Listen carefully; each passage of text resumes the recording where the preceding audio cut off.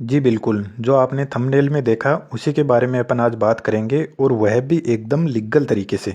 3 तरीके बताऊंगा मैं आपको जिसमें आप अपने इलेक्ट्रिसिटी के बिल को काफ़ी हद तक कम कर सकते हो, जिनमें से आपको गौर सिर्फ पहले और दूसरे तरीके पर ही करना है। तो इस वीडियो में थोड़ी टेक्निकल टर्म्स भी यूज हुई है, तो यदि आप वीडियो को बिना स्किप करे देखते हो तो आपको सब कुछ समझ में आएगा अच्छे से। इसको समझने के लिए सबसे पहले आपको अपने घर का लोड समझना होगा। जब हमारा इलेक्ट्रिसिटी का बिल आता है तो हमें यूनिट का चार्ज देना होता है और वह यूनिट हमारे घर के सामने जो मीटर लगा रहता है वह काउंट करता रहता है। तो अपन समझते हैं पहले इस यूनिट के फंडे को। एक यूनिट में होता है 1000 वाट और 1000 वाट को 1 किलोवाट भी बोल सकते हैं। तो बिजली कंपनी आपसे चार्ज लेती है 1 किलोवाट या 1 यूनिट कह लो उसका 10 रुपये या फिर 8 रुपये प्रति यूनिट के हिसाब से। और यह हर स्टेट में अलग भी हो सकता है क्योंकि हर स्टेट का अलग अलग टैक्स रेट है। जिस हिसाब से पेट्रोल डीजल पर टैक्स है उसी हिसाब से इलेक्ट्रिसिटी पर भी टैक्स है। यदि आपके घर का बिल 100 यूनिट आता है एक महीने का, तो इसका मतलब है आपने एक महीने में 100 किलोवाट बिजली की खपत की है। इसका मतलब आपका बिजली का बिल 100 किलोवाट यानी 100 यूनिट है। और यदि 10 रुपये के हिसाब से देखा जाए तो 100 गुणा 10 बराबर 1000 रुपये आपका इलेक्ट्रिसिटी का बिल होगा एक महीने का। तो यहाँ तक आपको थोड़ा बहुत यूनिट का फंडा समझ में आ गया होगा। अब थोड़ी आगे बात करते हैं।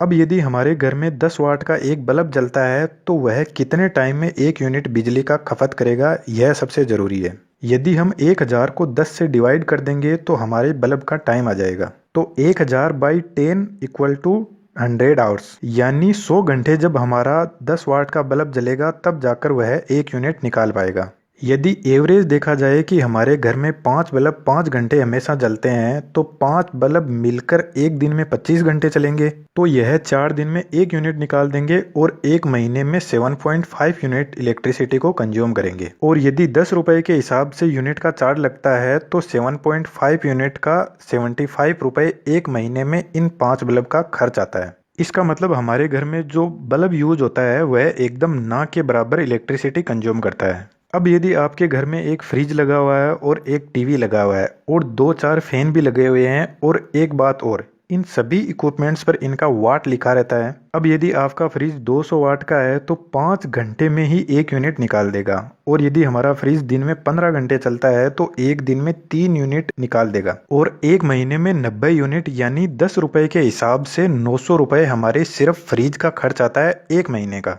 और हम घर में बोलते रहते हैं बेटा बल्ब बंद कर दो बिजली का बिल आता है, जबकि हम फ्रिज को ऑन रखते हैं दिन भर, और रखना भी चाहिए, लेकिन जब जरूरत ना हो तो आप इसको बंद भी कर सकते हो। इस तरीके से आप अपने फैन और जो भी आपके घर में लोड है वह कितने वाट के हैं इसकी एक कैलकुलेशन करके आप अपने इलेक्ट्रिसिटी के बिल को कम कर सकते हो काफी हद तक। और यह एक पहला और बेसिक तरीका है। और यकीन मानो यदि आपको अपने हर इक्विपमेंट का पता है कि वह कितने वाट का है तो आप जरूर अपने इलेक्ट्रिसिटी के बिल को काफ़ी हद तक कम कर लोगे। अब आते हैं अपने दूसरे तरीके पर, और यह बहुत ही कारगर साबित हो सकता है आपके लिए। इसके लिए आपको सबसे पहले आपके घर का मीटर देखना होगा कि आपका जो यूनिट आ रही है उसको वह मीटर कैसे मेजर कर रहा है। यदि आपका मीटर किलोवाट हावर में यूनिट निकाल रहा है तो आपको टेंशन लेने की कोई ज़रूरत नहीं है। लेकिन यदि आपका मीटर किलो वोल्ट एम्पियर होर में यूनिट निकाल रहा है तो आपको टेंशन लेने की ज़रूरत है। और कुछ बिजली कंपनियां यदि हमारा मीटर किलोवाट आवर में रीडिंग ले रहा है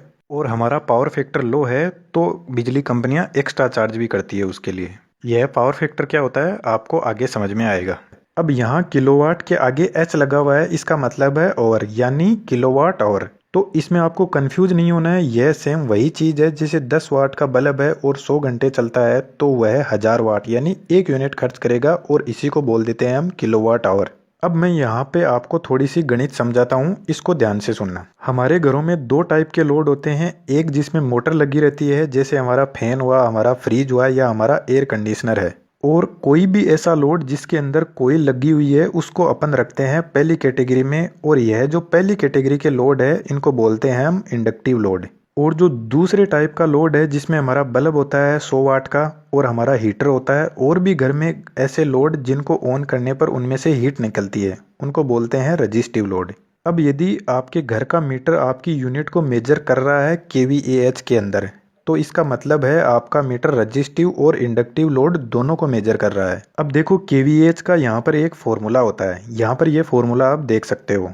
इस फॉर्मूले में यह kWh है, इसको बोलते हैं रजिस्टिव पावर, जो रजिस्टिव लोड से मिलती है, जिसे एक्टिव पावर भी बोलते हैं। और यह kVARH जो है, यह है इंडक्टिव पावर, जिसको रिएक्टिव पावर भी बोलते हैं। और यह kVAH है, यह टोटल पावर होती है, जिसको एपरेंट पावर भी बोलते हैं। अब हमारे घरों में ज़्यादा लोड इंडक्टिव लोड ही होते हैं, और हमारे घरों में जो भी इंडक्टिव लोड है, जो मोटर वाले लोड है या फिर जिनके अंदर कोई लगी हुई है, वह सब के सब रिएक्टिव पावर को कंज्यूम करते हैं और एक्टिव पावर को भी कंज्यूम करते हैं, लेकिन रिएक्टिव पावर ज़्यादा कंज्यूम करते हैं। अब मैं यहाँ पर आपको एग्जांपल देता हूँ, तब जाकर आपको सही से समझ आएगा। अब यदि हमारे घर में 100 किलोवाट का एक्टिव लोड है और 100 kVAR का ही रिएक्टिव लोड है, तो आपका जो टोटल kVAH इस फॉर्मूले की मदद से हो जाएगा 141 यूनिट।